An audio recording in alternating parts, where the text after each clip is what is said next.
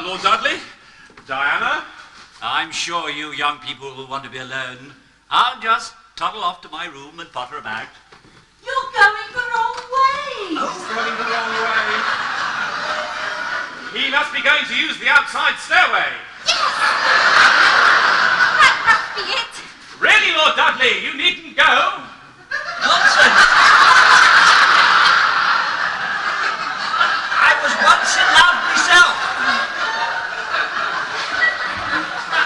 My dearest darling. My sweet. I have a little surprise for you. I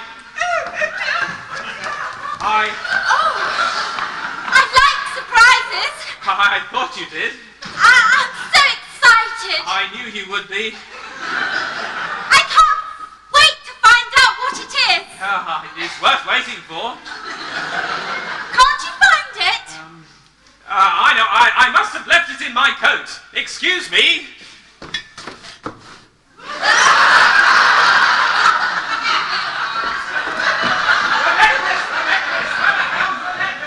Phyllis has it. I forgot to get it from her. I'm so sorry. Just give it to me. Wrong surprise. Sorry. Now they think Dr. Forbes is a sissy. The white ruby of Ranchipur, or whatever it is. How incredibly lovely it is. Might I try it on? Not afraid of the curse? Not very much. May I please? Certainly you shall. Here, allow me. It is lovely in such a lovely setting. What a thing to say. I cannot decide which is lovelier, you or that fabulous gem. I simply must see myself in it. Let me go and find a mirror. Diana, that necklace. How dare you? Take it out at once. Here, let me. I can manage, thank you. Well, hurry it up.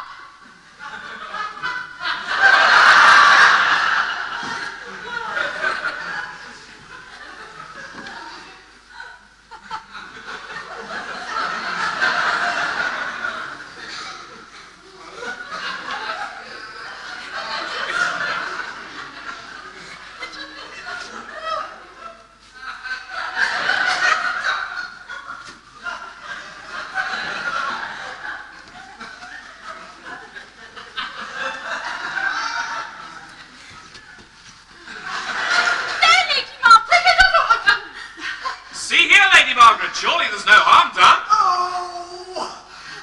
No harm, you say?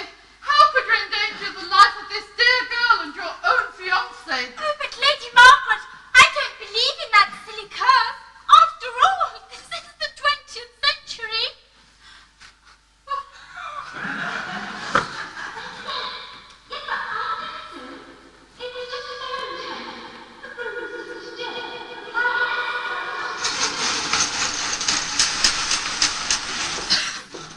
Place this flat to everybody!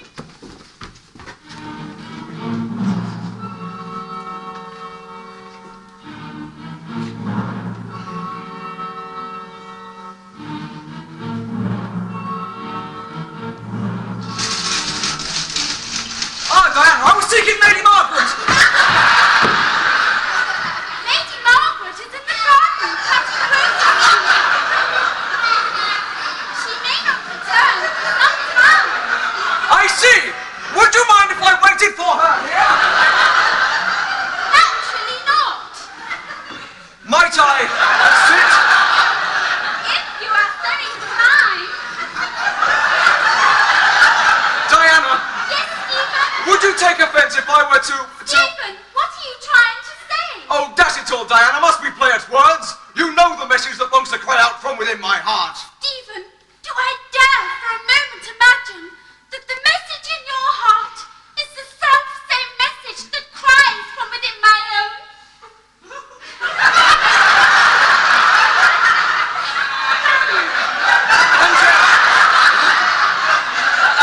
And yet, you do not draw away? Oh, Stephen, can you not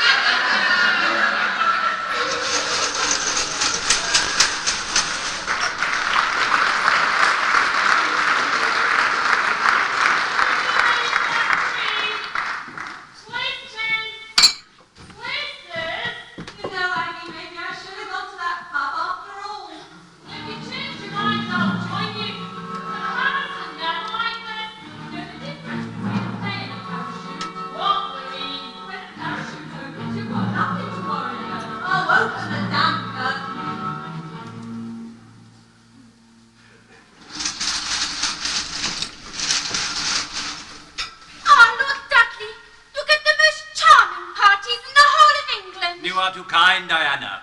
A pity Sir Percival could not be here. Do you know I'm worried about Percival?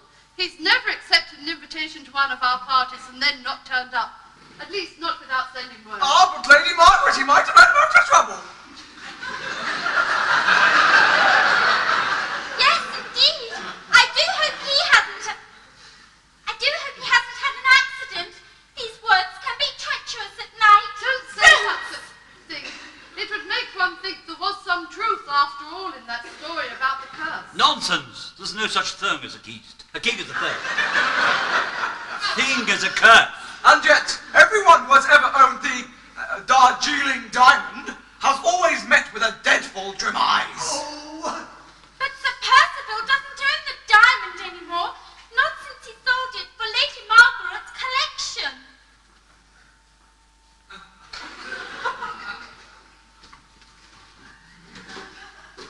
Nevertheless,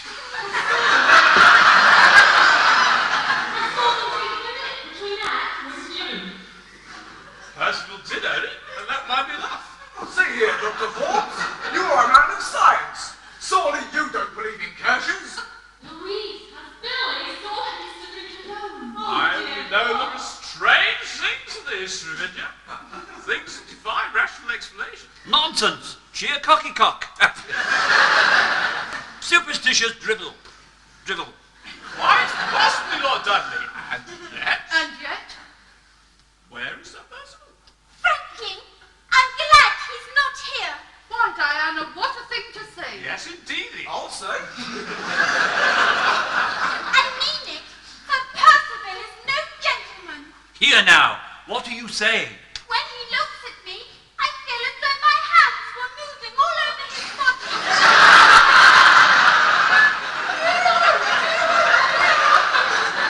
But he is a knight of the realm. He is a disgusting toad, and such toads can be lecherous at night. Yes, indeed. I'll say. Begging your pardon, my lord, but should we delay dinner any longer? No, I think not. Can't wait for Percival forever. Shall we, my dear? I suppose so. But don't you think somebody should call Percival's flat and ascertain the reason for his absence? Do you know that might be a sound idea?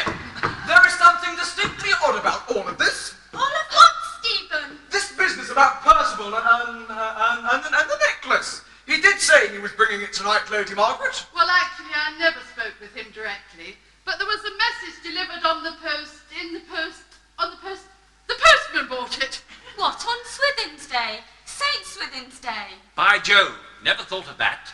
Margaret, are you certain about it? Him, the message or the postman? I come to think of it, no. You mean you didn't receive a postman? Message? That too? Oh, yes, I did. But now I wonder if it actually were from Percival. But it did come on a post. Well, I assumed it had. Assumed? You mean you didn't actually see him? It? Or whatever? Whatever it was, no. Then how do you know its content? Why, Dr. Forbes told me what it had said. Yes, indeed. Is there any reason why you Is shouldn't there have? any reason I shouldn't Oh, have? no, of course not, old chap. Then why do you ask? Only if there was no delivery of the post today, then how did you... It was not a telephone, not a letter, it was a telephone. It was a cable car. It was a telegram. I should very much like to see that telegram. Yes.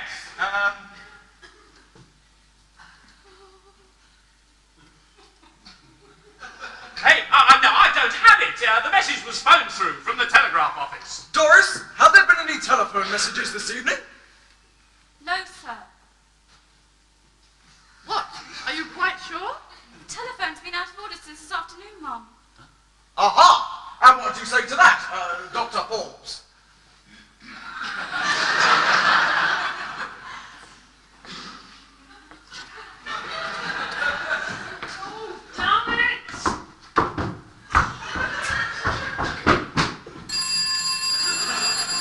Doris, Answer your question? Doris, you best answer that. Before we owe the call an apology too? Yes, damn it, yes. Yes, sir, you bet. Hello? Who? Why, yes, yes, just a moment. It's for you. Sir? Hello? Who is it, Doris? Sir Percival. Hello? yes, I see. Yes, well, thank you. Thank you very much. Why, it can't be. I mean... You mean it can't be Sir Percival, right? Yeah, right. Yes, Doctor? Exactly what do you mean? Why, I'm off the phone, Polly. Margaret. Why, Dudley, you look so strange. What did Percival say? That was not Sir Percival. Then who was it? That was a good friend of mine. I can't quite remember his name. Miles Tate. Right. Stephen, I do not understand. Nor I. I can explain what it means. It means that this man, after murdering Sir Percival for did I say he was struck dumbfounded? Yes, I observed the self-same reaction. Yes, I think. what can it possibly mean? You're forgetting your place, Doris. She's not the only one. Where have they got to? Search me. You are forgetting your place, Doris. How dare you, sir? Such accusations are actionable. To tarnish my good name is libelous. I cannot be sued successfully for libel if my accusation should prove true. And how do you intend to prove them true? Quite easily after a look at that necklace. Would you mind getting it, Dr. Forbes? That necklace? There's no proof on that necklace. Here, I'll show you.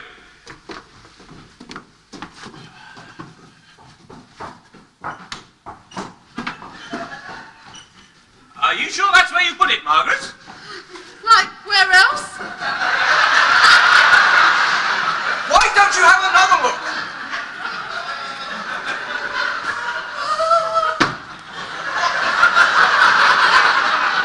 Here, show me your ridiculous proof. You yourself have shown the proof, Dr. Forbes. For, if you are not the murderer, how did you know the combination to that safe? Great heavens, he's right. Blast you, sellers, but there's one thing you haven't taken into account. I'm armed. You, sir, are a scoundrel. And I wish to thunder our engagement this moment. In that case, will you marry me, Violet? Yes, Billy. I mean, Diana. Stephen.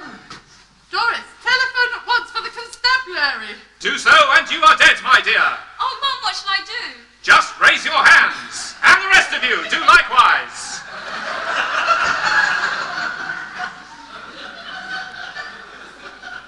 Hang up the phone. Hang up the phone. Hang up the phone. Damn and blast! Who's that? This is my friend, Miles Taylor. I told him to ring us back a short time after his first call. If I do not answer, he shall summon the law, and they will arrive here with a warrant